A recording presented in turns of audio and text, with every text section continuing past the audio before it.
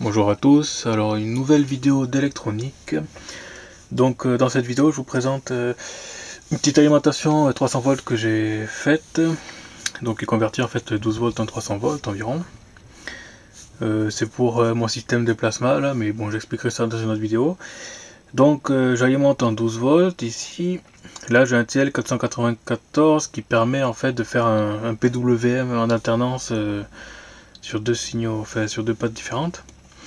En fait, pour faire de la régulation, normalement, c'est utilisé dans les aliments à découpage, tout simplement. Donc là, j'ai un transformateur d'ailleurs qui vient d'une anime à découpage de PC. Et des diodes rapides derrière pour redresser en double alternance. Et puis des diodes Zener de 150 volts en série pour limiter à 300 volts en sortie. Voilà.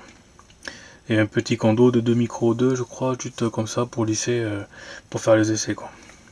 Voilà, donc c'est vraiment très simple en fait. Il n'y a pas pour oublier cette diode aussi parce qu'en fait quand on fait de la commutation il y a toujours des retours qui passent dans la lime et qui peut faire péter ce condensateur ou d'autres trucs. Donc voilà, je mets toujours maintenant des diodes rapides là pour à partir du moment où on fait du hachage, c'est plus prudent. Voilà.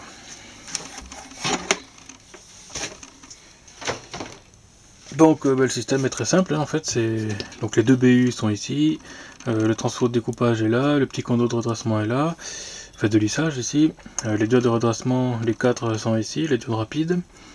Là j'ai une partie avec un relais en fait, c'est pour faire de l'auto-décharge. C'est-à-dire quand on coupe le 12 volts en fait, le relais se ferme, c'est normalement fermé, en fait il y a multi-contact mais c'est normalement fermé. Du coup ça décharge le condensateur à travers les deux résistances qui sont là. Pour éviter qu'en fait, si on touche de suite après avoir débranché, qu'on se prenne une bourre, quoi, parce que 300 volts ça pique un peu. Donc là j'ai la diode rapide ici, voilà, donc les résistances de base, le TL qui est ici, voilà, et puis bon le condo de lime, donc la lime est ici, hein, voilà. Bon, c'est vraiment très simple, là c'est la majorité de la récup, et puis voilà quoi, c'est... Voilà. Donc la sortie est ici, alors j'ai une sortie qui est d'un côté... la masse hein, classique, de l'autre ici j'ai le multimètre, donc ça c'est un gros, enfin ça c'est des condensateurs d'appareils photo, de flash en fait, flash d'appareils photo jetables là, les trucs qu'on peut récupérer gratos, il y en a plein, donc ils sont pas mal, je reviens dessus tout à l'heure. Donc pour le moment je mesure seulement la tension de lissage là, donc on met le multimètre, voilà, et puis on branche l'alimentation, voilà, juste pour vous montrer, voilà, donc ça charge quand même assez rapidement. Ouais, c'est pas exactement 300 volts, mais bon, on n'est pas loin. Voilà, donc bien sûr, si on débranche, hop, la tension redescend assez vite en fait, parce que les résistances ici déchargent le condo. Voilà, donc maintenant ce que je vais faire en fait, c'est brancher ce banc de condensateur. Donc ces condensateurs, c'est du 330 volts sans micro, les photos flash hein, qu'on peut voir. Voilà.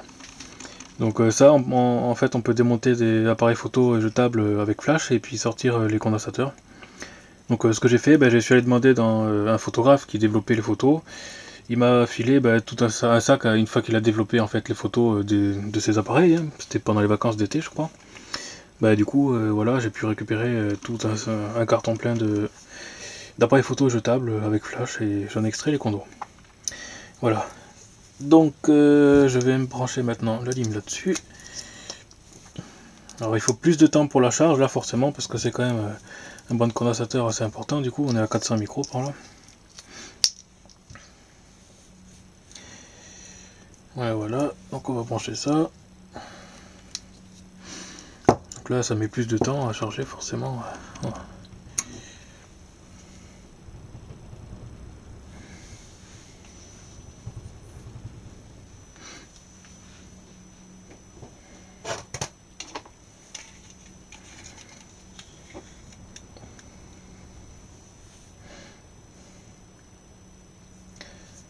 Voilà, on a atteint 200 volts, c'est déjà pas mal. Parce qu'en 400 micros ça fait quand même pas mal de charge. En fait j'ai fait cette alimentation pour avoir une alimentation de faible puissance en fait qui consomme pas beaucoup et qui chauffe pas non plus. Pour pouvoir marcher sur le long terme en fait et faire des essais vraiment en impulsionnel une fois que le condensateur est chargé à bloc. Pour le moment j'utilise ces petits condos là, mais j'ai quand même des gros condos à part que je montrerai dans le système final en fait pour faire de grosses impulsions avec un condensateur qui est déjà bien fait quoi. Voilà. Peut-être plus adapté, je sais pas trop par rapport à la résistance interne ce qui est le mieux, mais bon voilà. Voilà, on est pas mal, donc si on décharge, voilà, ça fait quand même une belle étincelle. Et voilà, c'est le but en fait, c'est de générer une très grosse décharge quoi, pour faire une impulsion. On peut voir en fait sur le tournevis qu'il y a... Alors je sais pas si on voit bien parce que la mise au point est pas géniale. Et ça a soudé dessus quoi en fait. On voit, je sais pas si on voit bien comme il faut. Ça fait, voilà, ça a cramé quoi. Bon, c'est normal. Hein. En général, pour décharger les condos, il vaut mieux utiliser une lampe, par exemple, une lampe de 5 volts, là, hop, pour décharger d'un coup, plutôt que décharger comme ça, comme un barbare avec un tournevis. Mais bon, là, c'est vraiment pour vous montrer qu'il y a de la puissance si on laisse suffisamment longtemps à charger. Donc pour la version finale, je n'utiliserai pas non plus cette alimentation parce qu'elle est vraiment très faible. Ça, c'est vraiment juste pour faire un truc qui ne consomme pas juste en 12 volts en fait. Après je passerai sur un convertisseur plutôt pour les voitures ou ce genre de choses là qui sort du 220 carré mais plus puissant quoi, 300 ou 500 watts là voire plus.